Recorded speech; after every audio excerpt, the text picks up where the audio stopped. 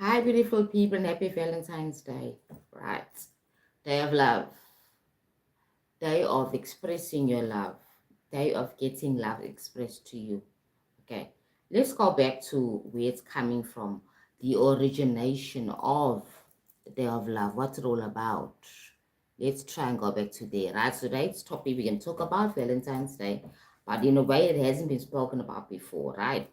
Basically, Valentine's Day comes from the concept of love, okay?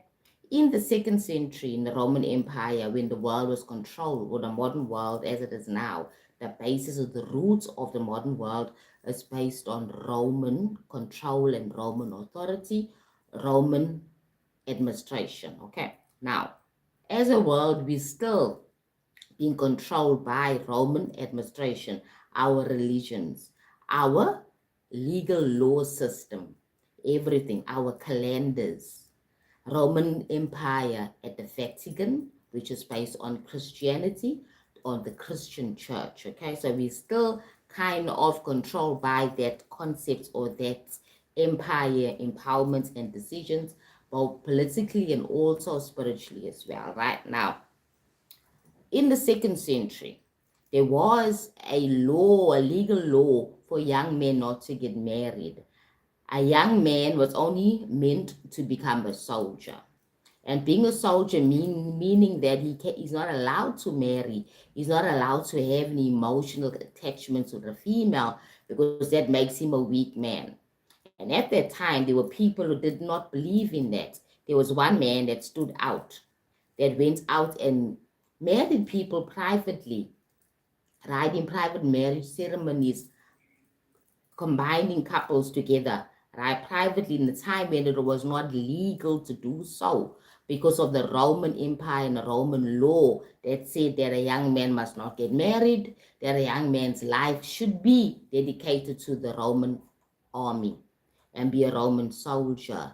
Now remember that a lot of people from different cultures at that time, different parts of the world and different cultures who were not Roman, were also forced to abide to the system because the Roman Empire controlled a large mass of land over countries, right? Different countries, that kind of thing. Right now, this guy called Saint Valentine, right?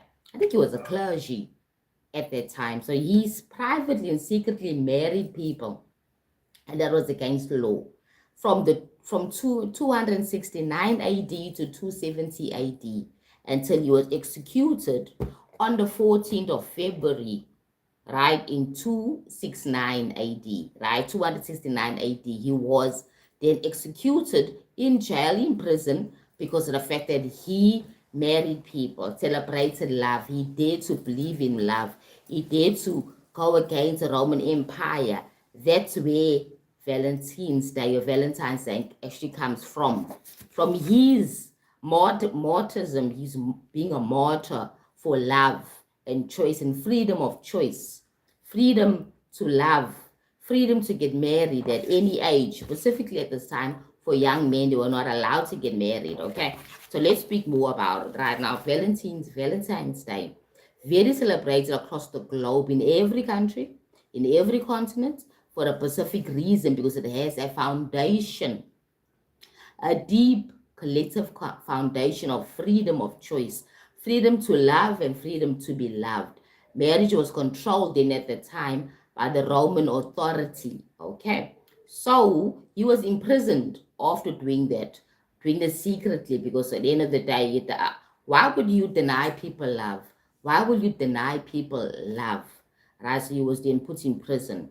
Valentine's Day carries layers of meaning for us, both historically, both symbolic, and deeply spiritual, far beyond modern romance and commercial love, commercialized love at this time, right? Where you have to buy a present and stuff like that, but it's more to this whole story of Valentine. So let's explore it more. When you peel back the layers, it reveals something very ancient about the human soul, the soul for longing for connection. Now, you as a young man in the second century, you're a youngster, you're not supposed to live freely because you belong to the Roman Empire. You're supposed to go and become a soldier and then serve the Roman Empire.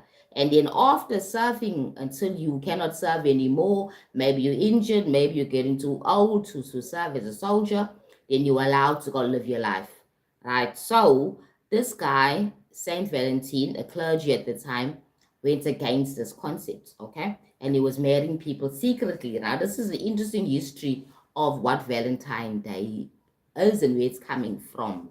Now, let's explore more the spiritual meaning of Valentine's Day. Spiritually, on a spiritual level, Valentine's Day represents union of the masculine and feminine energies, right? It also recognizes, or it's all about the union of the soul and the heart, union of self-love and loving yourself as well. Very important. Self-love and loving the other. So self-love and loving the other. So it's about that. It's not about just going to buy chocolates and roses, right? It's something much more deeper on a very spiritual level. Now, let's continue. Energetically, guys, it resonates with the heart chakra. So Valentine's Day energetically resonates with the heart chakra, which is quite interesting. Okay. Hi, and thank you for joining my live. Today we're talking about Valentine's Day, and happy Valentine's Day to you, my love. Hope you're doing well this day. So we're speaking more about the spiritual concepts around Valentine's Day, where it's coming from. And I said earlier on, it's coming from a guy called Saint Valentine. He was coined that name because of the fact that he was marrying people secretly and celebrating love. At the time in the 2nd century, it was not allowed for young men to get married, to have a relationship, to be in love, because the emperor at that time believed that it actually stops him from being an effective, efficient soldier. So they kept that away, right? So there's this guy called Saint Valentine, a clergy at the time. He decided to basically marry people in the secretly, like those secret ceremonies at night and stuff like that, right? To keep it a secret, because it was illegal for him to do that at that specific time. Between the time of 269 AD, after the birth of Christ, and 270 AD, okay? So now remember that Christianity was not legal at this time. Christianity only became legal in the 4th century. Remember that Yeshua, aka Jesus, was there in the 1st century, and that was the time that the Roman Empire was very strong, it was powerful, right? And it went on to rule the world, or the modern world at that time, for a very long time. That means that the laws are all Roman-based laws, right? So that's why I said very early on in my life that even today's society is controlled by Roman law. Like, for example, legally, is Roman law, right? We've got Roman administration, like tithes. In a Christian concept, tithes or taxes, basically, they religious taxes, right? So when the Roman Empire decided to coin Christianity as a legal religion, right? After killing people and all the people that follow Christianity, the Christian principles, Yeshua's principles at that time, after doing that, they decided to unite the people and make them all as one, both pagan people across that space where they were ruling the empire, right? Both pagan, which are Roman people, and then also those people that were actually believing in Jesus Christ or Yeshua at that time, because he's only coined Jesus only after they made it legal. So they needed a character, a hero, and then they need a villain as well. Remember, where you will find a hero, you must find a villain. This is an interesting story about the narrative of Christianity and how it actually evolved.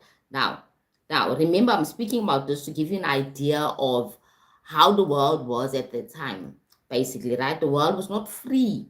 We were all living under Roman authority, Roman laws. And remember, the Romans were soldiers, pure soldiers, want to plunder lands, take control. Basically, they just want to control, and they managed to do that for a very long time because of their pure ability to be bloodthirsty. Basically, this is my own personal concept. If you learn more about the Roman Empire and how it actually evolved in that time and how everything played out in the human history, you'll find that at this very moment, right, we're still controlled by Roman law. Roman administration, Roman calendar, even the days of the week, the work week, everything is controlled or coming from the Roman law and the Roman administration and how they saw things. So our modern world, our tech system, our religious system, our political systems, all based on Roman concepts. You understand? Which is quite interesting when you think about it, right? So let's go back to Valentine's Day. So Valentine's Day again is coming from a foundation of a man wanting to have freedom and give people freedom to love. So he married this couple secretly at night, but then eventually he was caught and was put in prison and was imprisoned. But in prison, he continues to try and, talk about love and because he really truly believed in that we needed freedom. Human beings need freedom. And that's what he was actually speaking about, freedom of love, freedom of choice. Then eventually on the 14th, of February, right? 269, right? AD, 269 AD, he was killed or executed or murdered by the Roman Empire, right? That's why we celebrate Valentine's Day, which is quite interesting, right? We celebrating this day because some guy who was a martyr, he became a martyr for freedom of choice and freedom of love and expression. So now he's Saint Valentine's, okay? So now we have now modernized the concept and we forgot about where it's coming from. So in my channel, we go a little bit more deeper into things. Why are we celebrating certain things? What do they really mean? Because it's clueless. It's like we clueless people not understanding how the world is running and where things are coming from. Where does Christmas come from? Where does Valentine's Day come from? Where does Easter come from? We need to understand what we are practicing for us to make proper choices. Does this align to me? Does it resonate with me? Very important to know those things, right? Very important for you to be an aware person who knows what they're doing and why they're doing it. And remember that if it doesn't resonate with you, you shouldn't be doing it. You shouldn't be recognizing it right now. The whole idea of Valentine's Day, I always want to know more about what it really means. But on a deep level, it's about the human expression, the human love, freedom of choice, freedom of being, freedom to express your love, freedom to live the way you want to live. Because in that period between 269 AD and 270 AD, around that time, Romans didn't allow the people to get married, especially youngsters at the time. They were sent to go and be soldiers, right? So this what sparked this inspiration for this guy Valentine, a clergy at the time, to actually marry people in secret, keep it on a down low until he was caught. He was caught and executed in 269, right, just before 270 AD. Right, now imagine that's a long period of time when it's so much oppression. That's a long period of time from 269 to 270 AD. That's a long time. It sounds like a short period of time, but it's a long time of being oppressed and not allowed to have freedom to marry. If you fell in love, right, you're not allowed to tell people that you're in love. If you're going to be a soldier, you're a youngster, you need to go out there and serve the Roman Empire. Right now, let's continue. So the spiritual concepts of Valentine's Day represents a union of the masculine and the feminine energies, union of the heart and the soul, union of self-love and love for another. Remember that marriage at the time was about a contract and men were controlling everything. It's about a woman serving a man, basically, right? Which kind of went on for a very long time. And some kind of, we still see marriages, some people still see marriages that some cultures still believe that marriage is about a man being served by a woman. You understand? They don't see it as like a commitment between two people, a partnership. At the time, excuse me, it was different. So the world was different. Okay, and now we have a commercialized version of Valentine's Day. Because now we have moved from the feudal system and now we have commercialization.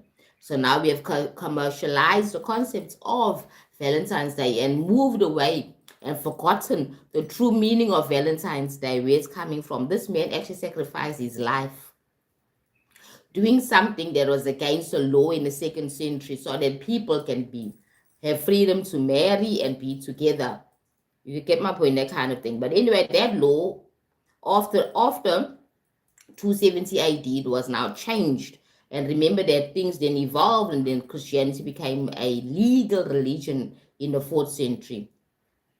After centuries of it not being legal, it was more like a cult, it was seen as a cult, a movement, a political movement, may I say, maybe a spiritual movement, but it was not seen as a religion until the Roman Empire decided, okay, well, it'll benefit us, it'll benefit our objective of controlling the world and that modern parts of the world at that time, controlling everything. If we just now make this religion legal and kind of mesh the pagan practices with the Christian practices, that kind of thing, right?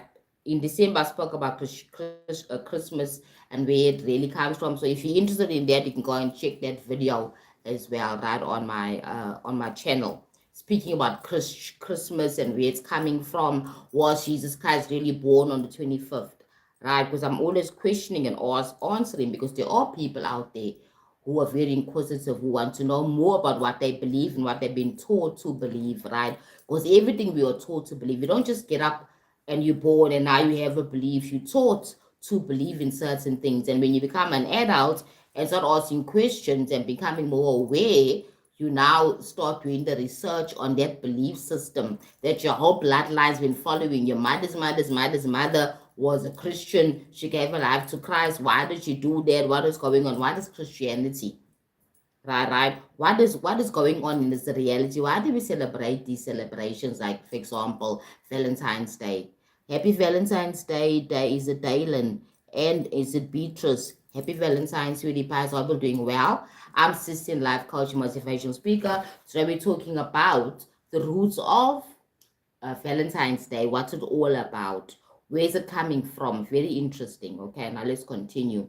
Energetically, Valentine's Day resonates with the heart chakra, ajna in Sanskrit. Okay, the sense of compassion, devotion, forgiveness, and unconditional love. Unconditional love is centered in the heart.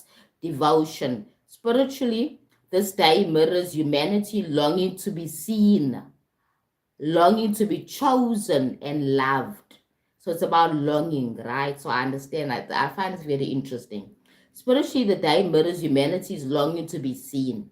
You want your partner to recognize the role you play in his or her life by them giving you roses, by them giving you chocolates, by them saying, I love you, my sweetie pie. Let's go out for dinner and stuff like that. It celebrates our love.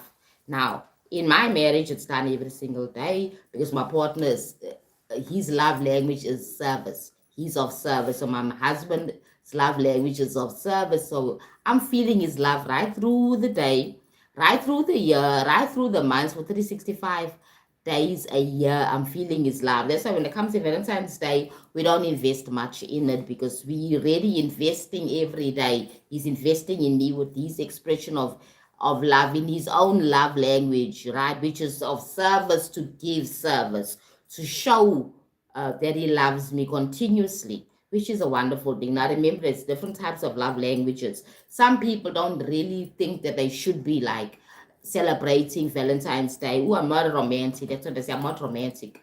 Now remember that Valentine's Day is not about romance only. It's also about love. And love and romance is two different things. Romance is now that whole those activities you engage in to show your love. Love is acceptance.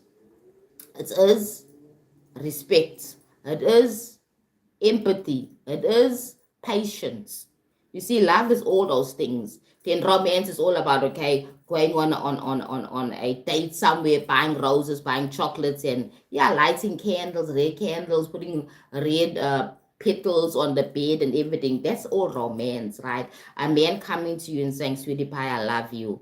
What is your name? Can I take you out? And sings a song for you, like what my husband did at the beginning of my courtship before we got married. He used to send me love poems every day in the morning. So send me a love poem because that's how he was actually verbalizing his feelings for me. You know, that's romantic, right? But then love is something totally different. It's part of their whole expression, but it's something totally different, okay? So now we live in a world that's commercialized, and that's okay as well, because everything is about exchange and bartering. You buy with your energy or money, you get something into your life. So there's nothing wrong with love being commercialized, because the way we in the modern world express ourselves as well. Because for you to get those roses, for you to get that candles or red candles, and for you to get those red petals, you need money. You need to buy something. You need to buy something. Unless you have a garden full of roses somewhere. There's very few people that have that type of benefits of having a garden full of roses or red roses. Okay, so their money is only a medium of barterships. That's why it's now commercialized. But then people get lost in the commercialization of the idea of love. Love cannot be bought or sold in the first place. But you can sell a rose. You can sell a chocolate. You can sell a candle, but you can't sell love. Okay, so now remember I said that the whole idea of Valentine's Day is that we long to receive that love. It's an expression of being chosen, of being given that love just by others, but also by yourself. Not also by others, but also by yourself. But remember that we're always seeking love from outside. Now, Valentine's Day is also for you to love yourself and appreciate yourself. Now you say, Happy Valentine's to me, because I believe in love. I believe in peace. I choose love and peace today. I give myself that love and self-acceptance. For this whole day, I'm not going to self-criticize. I'm not going to speak negative to myself, because I love myself. We're not taught that. We're just taught, buy the roses, buy the perfume, buy the whatever for the person that you love. We're not taught to love ourselves and appreciate ourselves. And this is the day for both expression, to love yourself and also express your love to that one that you do feel that you love. Revolution of love. Yes, my lovely revolution of love. We need to learn that we need to learn to accept ourselves first, because it is a revolution of love. If we can live like this and celebrate love every single day to ourselves and our partners, the world will be a better place. Remember that Saint Valentine in the 2nd century sacrificed his life for us to celebrate this day for freedom, because very soon after that, right, they actually then made it legal for soldiers, young soldiers, to get married. But prior to that, when the Saint Valentine was coined Saint Valentine, and he was a martyr for the whole concept of people having freedom to marry the people that they love, even if I'm going to be a soldier. You understand? So in the Roman Empire at that time, it was illegal for them to do so. So him being a man that believed in love, then made himself a martyr, because he was killed on the 14th of February, this day that we celebrate, right, Valentine's Day. So now we can actually understand where it's coming from. It's coming from somebody who really truly believed in love and union of people that love each other, to come together and build a life, despite the fact that I'm going off to war, I'm a soldier, but I'm still allowed to love. You understand? And the Roman Empire did not allow that, guys. Did not allow that. So, hi everybody. How you hope you guys are doing well. What is your feeling about Valentine's Day? Now that I'm telling you, it's not only about sharing or buying for other people. It's not only about expressing your love for somebody else. It's also about you expressing your love for yourself. Remember, it's about, yeah, the power of love, the power of giving, but also giving to yourself as well. Also giving to yourself as well. Let's continue with Valentine's Day, right?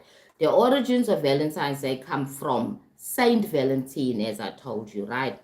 Spiritual sacrifice and devotion, because he devoted his life to the concept of helping people who truly want to be together by marrying them. He was a clergy, apparently, okay? So Valentine's Day is named after Saint Valentine in the 3rd century, right? The Roman priests who secretly married couples. Remember that the 2nd century he was not allowed to do it, but he was marrying them, right? But in the 3rd century, then it was now well recognized. He was now a martyr of love and union. You get my point, right? So let me continue, right? So Valentine's Day is named after Saint Valentine, on the 3rd century Roman priests who secretly married couples, right? When marriage was forbidden at the time in the 2nd century, right? Spiritually, this reflects number one, love is defiance, Love is defiance. Love conquers all. That's why a person says, I can't help it, I love him. But they say, but it's not good for you, but he's a criminal, he went to jail. People are marrying people in prison because love conquers all things. Love has a sense of defiance. There's a will of defiance, okay? So against fear as well, because there are people marrying people that are in death penalty and they're marrying them in jail. Now you wonder what's going on with human beings, how they really think. You understand? How can you marry somebody who's incarcerated in jail and he's in jail for life? Why would you marry the person? Because of that love. Love is defiance against fear, which is interesting. Love is a sacred commitment. Love is also about sacred commitment. Love is something worth to sacrifice for. I sacrifice my freedom. I'm not married to somebody who's in prison. This is very common. That's why I'm mentioning it. It's very common these days. So you're trying to understand what's going on with that person's mind, that woman's mind, when she decides now to marry somebody who's put in prison. Why would you do that? Because love conquers all things, and we don't understand because love defies fear. You understand? It defies it against fear. It defies fear. Sacred commitments. Love something that you can work to sacrifice for. You can sacrifice your life because you love this person. From the soul perspective, Saint Valentine, our hero for 14th of February, is our hero for true. Saint Valentine represents devotion to the heart's true truth, to the heart's desire and truth, even when society doesn't see it that way. You understand, right? So Saint Valentine, our hero, represents devotion to the heart's truth, even when society does not see it or decide society is resisting it.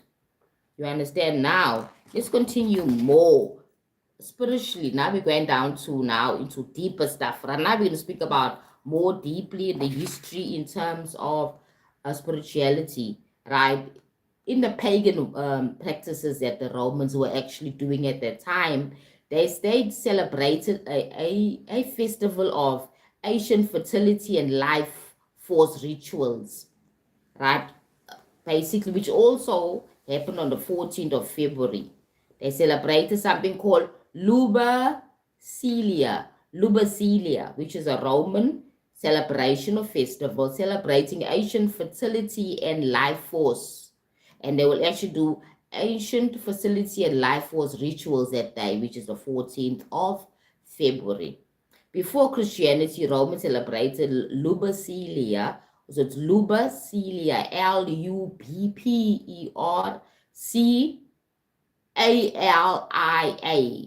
right? Now remember Latin, right? So it's coming from Latin or something like that, right? So let's continue. So in mid-February, the ritual was honoring life force. It was done in February, mid-February, around the 14th or so, right? Mid-February.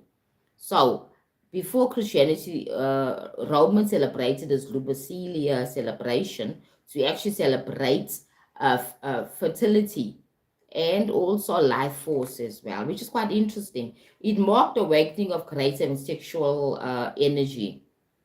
It marked the awakening of creative and sexual energy. Now, speaking about the sacral chakra. The sacral chakra is where it represents sexuality, pleasure, creation. So they're actually celebrating the sacral energy, which is quite interesting. Right now, let's continue. So, celebrating life's generative power, manifestation, right? Generative power is also manifestation. That energy that we use when we are manifesting a new baby into our life as a married couple, we want a child, whatever sort it may be. It is a manifestation process, a regenerative process. You understand, which is quite interesting. Honoring also the embodiment of respect and love and respect. So honoring love and respect as well, which is quite deep, right? So now in the pagan worshipping or the pagan practice that the Romans were doing, there was some deep stuff they were practicing there, which is quite interesting, right? Let's continue. This reflects humanity's ancient understanding of sexual energy. Not like sex magic, as they call it. Sexual energy is sacred, creative energy. right? Later, softened into romantic symbolism. Now became romantic symbolism. It's all about sacred, creative sexual energy. Right now, we have people like I forgot this guy's name, that actually practice a lot of the occultic sexual magic. Right, he was very good at that. He practiced it a lot for manifestation and stuff like that. Right.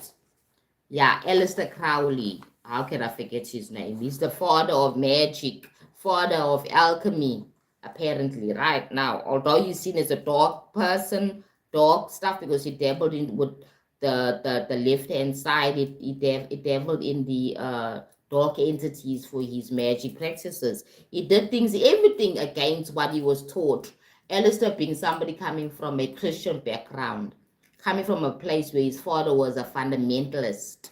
His father and his mother were fundamentalist Christians. His father was a Christian pastor or something like that. Right? And remember the old school Christianity. I'm not talking about what we have now, what they call it, happy clappy churches and stuff like that. New age Christianity. It was like hardcore those days in the 18th century when Crowley was young.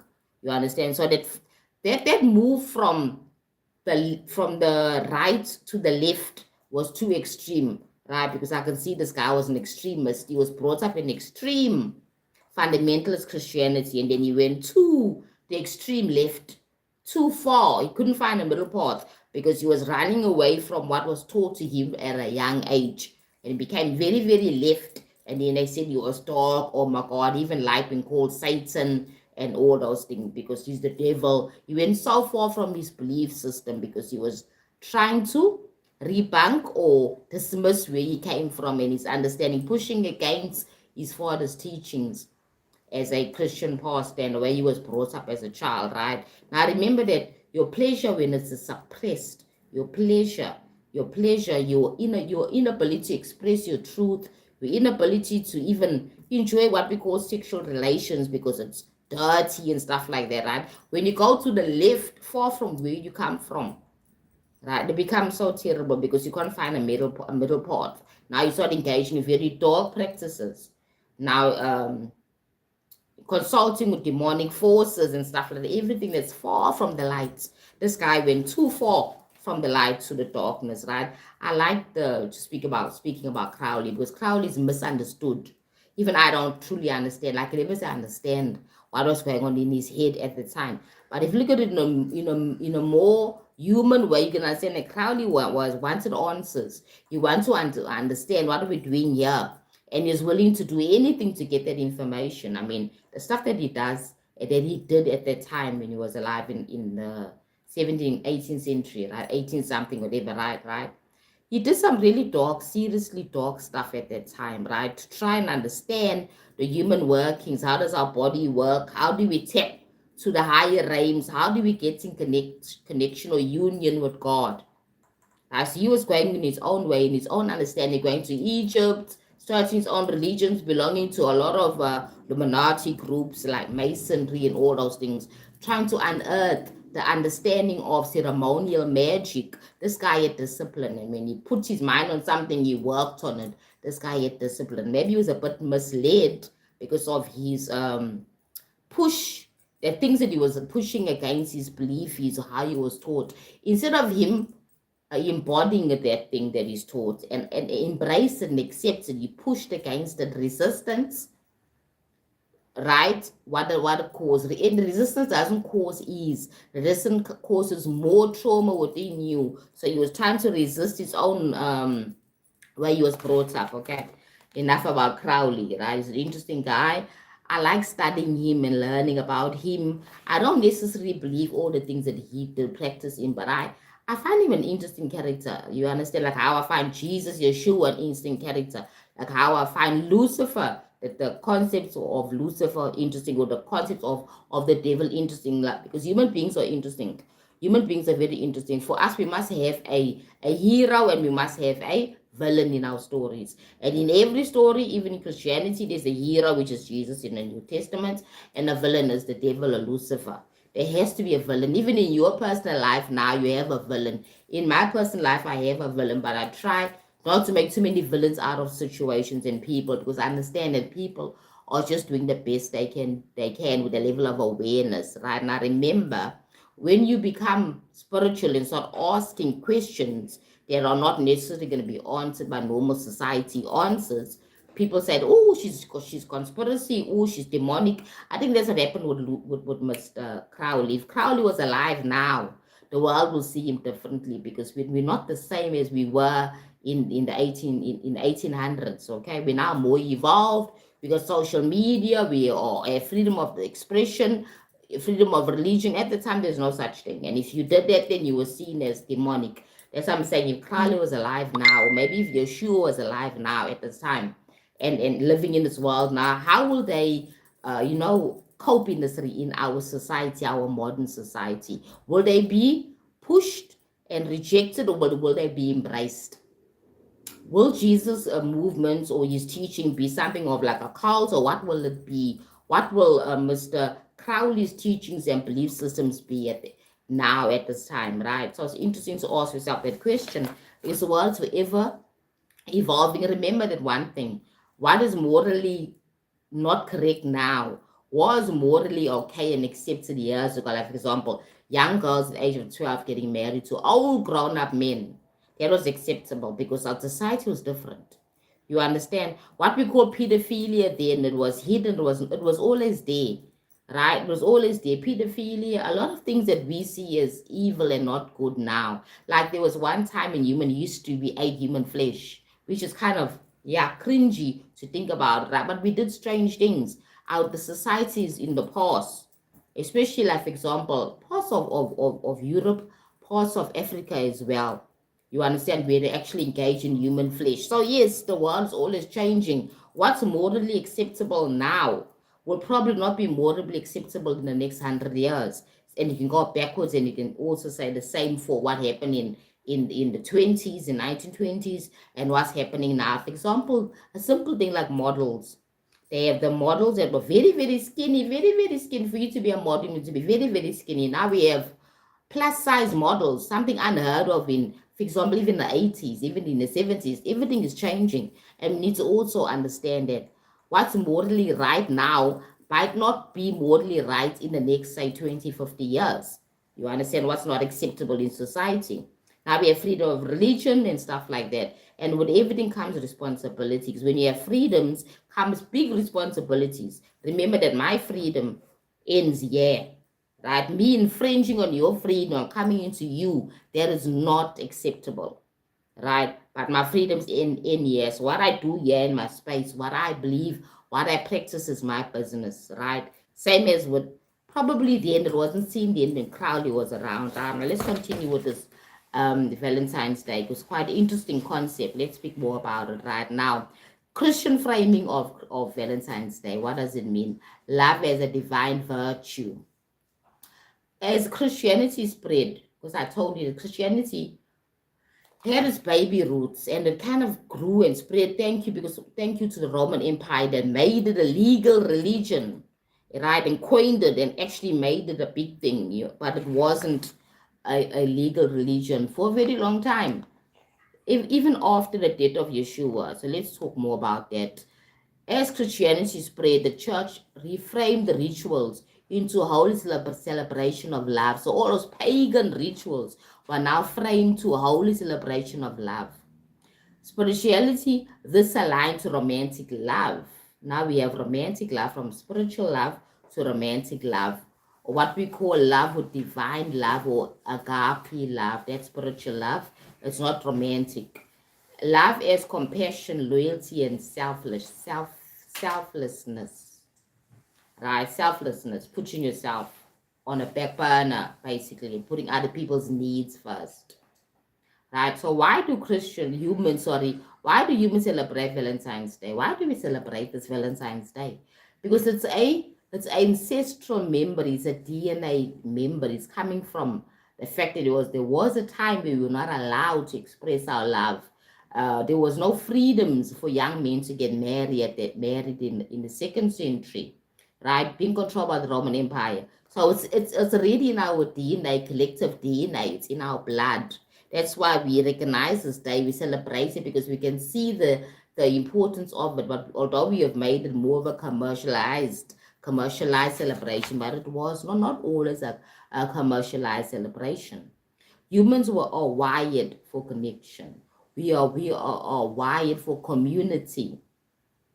And a community foundation is a couple, a man and a woman. That's old school. Right now we have community where same sex are also now in communion as well. So now let's talk more in terms of the old school way of doing things, right? Humans are wired for connection.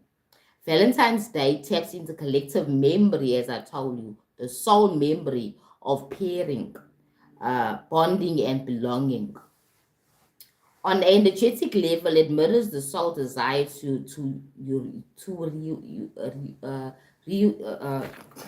sorry, I'm getting tongue tied here because I'm getting emotional about this whole story, right? And I remember that where is emotions, like your emotions override words. That's why I'm getting tongue tied, because emotions override words, because we are emotional beings, right? And words are not necessarily going to be expressed, so expressing your emotions. That's why I'm getting tongue tied, right? So my higher self knows that. So my higher self always speaks in emotions. So when I get a message, I get it in an emotional way. That's why when I'm speaking something and I get very emotional, I get tongue tied, right? Because of our basic language on the other side is emotions, not language, not English, right? We remember it's emotions. It's also we have telepathy where we speak in the mind and stuff like that. You get your messages or you download in your mind, not necessarily in words, but in emotions, okay? Right, so let me continue right now. We are created to connect, to have union with each other. That is the reason why we actually celebrate Valentine's Day. Okay, so now we are so complex. Human beings are complex because we are multi-dimensional beings. Not only in the physical, there's also that energetic side of us as well, and an emotional side of us as well, right? And in the mind. Okay, so now let's go more into it. So it's other half is romantic, other half is your romantic partner, right? But you yourself need to love yourself and accept love, right? When you love yourself first, you're able to love others more easier. It's about community, guys, right? It's about its divine source as well. Now, the ritual love, in those rituals you do on every Valentine's Day, you give your partner a love letter, a love note, you give them roses, you give them chocolate. That's a ritual, because it's something you do for a certain purpose, right? A certain intention. That's a ritual. Okay, keep up the good work. Thank you so much, sweetie pie. Hope you're doing well. Hope you're doing very well. Thank you so much. I do appreciate it. Thank you for that comment. Right? I think that love is important, but we need to we misunderstand love with sexual pleasure. Now remember, sexuality and love, two different concepts. Okay. Now we live in a world where we feel that love is expressed with sex. You know, what we call intimacy, touch. When I'm touching you and feeling you, that's intimacy. Then we get very sexual intimacy, right? Then we have intimacy at home with your child and your parents and everybody, right? That's to show the person that they belong, that you accept them. Intimacy is very important in our home. It's important for children to feel and experience intimacy with their parents by hugging, by touching, by looking. Me just looking at you in your eyes and I'm talking to you is an intimate expression, right? So yeah, that's body language. How I speak to you, how I look at you, right? In your eye, how I touch you, that's all intimacy. That's saying to you from me that I accept you.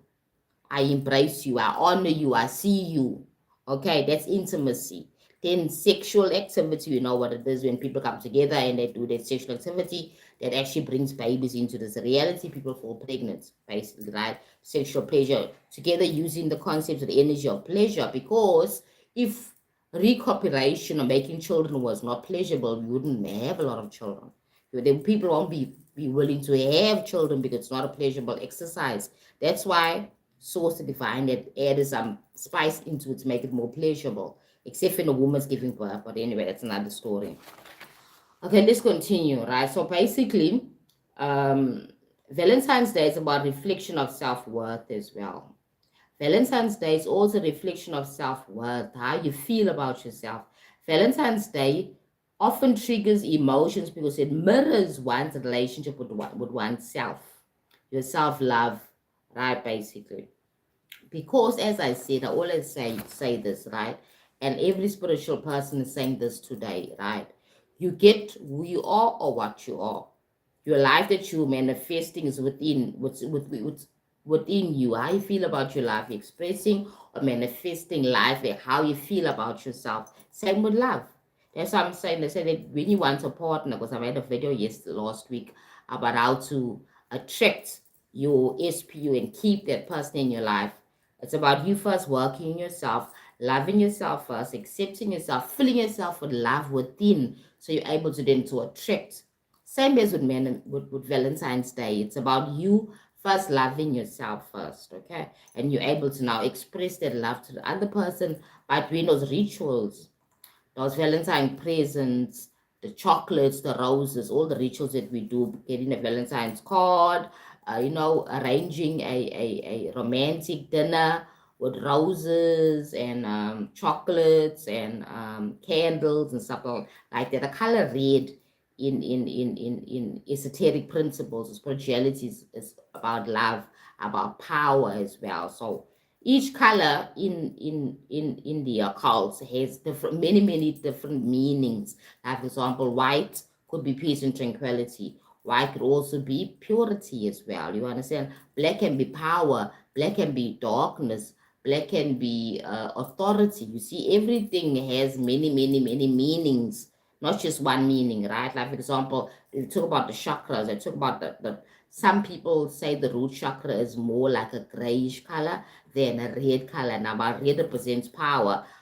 Your root chakra is about self-empowerment. When your root chakra is balanced, you have self-empowerment, you are balanced and you are grounded. That's power. That's why the color red is used there. Then the color, is it orange for the sacral? It's about creativity. Now during the summertime, it's about creativity. It's about rebirth. Now, what color shines bright there is that orange, like orangish, almost like a yellowish color. You understand? That's why we use that color for the sacral chakra, because it's all about creativity. It's about pleasure. When you look at a color like orange, you get happy. Look at it long enough, and you feel, when you're wearing orange colors, you're more happier. It's more like joy. It's more lighter color, more very activating of the high frequencies. Even if you look at that table of frequency, you find that the brighter colors are more high, represents higher frequencies. Then the more dimmer, denser colors represents the lower frequencies. Same as why we use certain colors for certain rituals. You understand, like Valentine's Day, red, power, love, that kind of thing, which is quite interesting. Look at it that way. Power, domination, to control, right? So however you want to see it, right? Now remember that when you want to give somebody a gift and you want that person to love you back, you're trying to convince that person. You're trying to tell that person that I love you, right? This is how I love you. You're trying to convince that person. So you use roses, red roses. That's why, like for example, white roses represent something else. Yellow roses represents friendships. Things like that. So same with why we're using red roses for Valentine's Day. Everything is symbolism, deep symbolism that we don't really understand. We take that advantage of the fact that these things really have a inner deep meaning. The number 14, 1 and 4 is 5. 5 is an imbalance, seeking balance. So here you are coming together to seek balance. You see what I'm trying to say? So I also do tarot, so it also spills into tarot as well. Symbolism is so big in this reality, even in our celebration. Symbolism is there as well. Right, let's continue. Right now, as I said, I'm almost finished. Reflection of self-worth. Feeling loved, aligned with worth. When you're feeling loved, you're feeling worthy. I'm loved. I feel so worthy, right? Feeling lonely is about in invitation to heal the heart. Okay, feeling triggered is about opportunity for inner integration. Okay, this is the day that feels intense for a lot of people because it activates that unresolved heart energy, right? A lot of people that don't have partners feel an unresolved uh, need for union to have a partner. What's the big thing about human beings? Why do we have the need to be in a partnership? Why do we have a need to be in a couple? Why do we have the need to be loved? Because it's something within us. Okay, it's something within us. Remember, okay, I don't want to go too deep into esoteric things, right? A lot of people are not aware about these things, and I will make a video on why human beings seek unionship so deeply. Why do we seek it so much? Because we're not built to be islands. We're not built to be alone. We're not built to be separated from each other. That's why. So number 4, love as a manifestation portal. Now, energetically, the mid of February, or let's say 14th of February, is a subtle turning point towards spring in the northern hemisphere, right? Symbolizing rebirth and recreation. Love becomes a portal for manifestation, for renewal of vows for others, for setting intentions from the heart. Okay, now we're going towards the warmer seasons, towards spring in the northern hemisphere after a cold winter, right? So I live in the southern hemisphere, so we're actually in the middle of summer now. It's very hot, right? But still, we understand the concept of Valentine's Day, right? A lot of us think it's only about commercialization, about buying. I need to show my partner I love them by buying something. You don't have to buy anything. All you have to do is get up in the morning, make a nice cup of coffee or breakfast for the partner that you love, and show them love. Write a love note. Write a letter of love. Put sticky notes if you're too busy before you leave for work. Put sticky notes to your partner. Come back from work if you're working on this day. If it falls on a work day. If you're working on the Saturday, like today, it's a Saturday, right? It fell on a Saturday. So if you somebody that's working, there are people that are working today. If you don't have that time to express your love to your partner, right? Write a love letter to that person. I should have made this video yesterday. It would have made more sense. But even today as well, you can come back, write a love letter or a note to the person that you love while you're at the office, while you're at work, while you're doing what you're doing, and that person sends a message, or even better, send him a WhatsApp message, right? And tell them how much you love them. You don't have to go buy anything. You don't have to go and break the bank. You don't have to go and, no, don't have to go that way. All you have to do is express your love to that person. Let them know that you see them, that they are seen, that you remember them all the time, that you're always with them on the spiritual level. You understand? That's what it's all about. So you don't have to make it about buying things. My partner doesn't do that. As I told you, my husband's love language is of service. So he gives service every single day. Like today, he already made my meal that I'm gonna eat later on. That's the way he says, I love you, I care for you. He's already made my meal to eat later on. He's already did my shopping for my stuff that I wanted for this weekend already, because he's already, that's how he expresses his love for me. What more do I need? I don't need roses. I don't need all these things when I have somebody who's committed